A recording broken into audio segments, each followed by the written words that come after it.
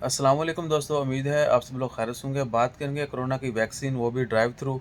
जिस तरह कोरोना का टेस्ट जो है ड्राइव थ्रू है, इसी तरह कोरोना की वैक्सीन जो है वो भी ड्राइव थ्रू। आप गाड़ी में जाएंगे, बैठे बैठे वैक्सीन लगेगी। 15 से 20 मिनट का मैक्सिमम प्रोसेस होगा, दैट्स इट। कहीं भी जाके लाइन में नहीं लगना होगा, इंतज़ार नहीं करना होगा। सो ओमान ऑटोमोबाइल जो है सीब में मिनिस्टर वज़ारत ने कहा कि वहाँ पर जो है ये तमाम जो भी इंतजाम है वो किए जाएंगे, ताकि लोग जो हैं वो गाड़ी में ही जाएँ और वैक्सीन लगवा के वापस।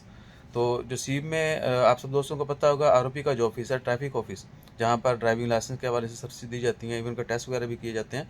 तो वहाँ उसी के साथ जो है ओमान ऑटोमोबाइल है, जहाँ पर इंटरनेशनल ड्राइविंग लाइसेंस जो इशू किया जाता है वो वाला, जहाँ पर कार रेसिंग, इवन के रिमोट कार रेसिंग जो है, जितनी भी इस तरह की स्पोर्ट्स की, वो सब्सिडी दी जाती है, वहीं पर जो है ड्राइव थ्रू बनाया जाएगा।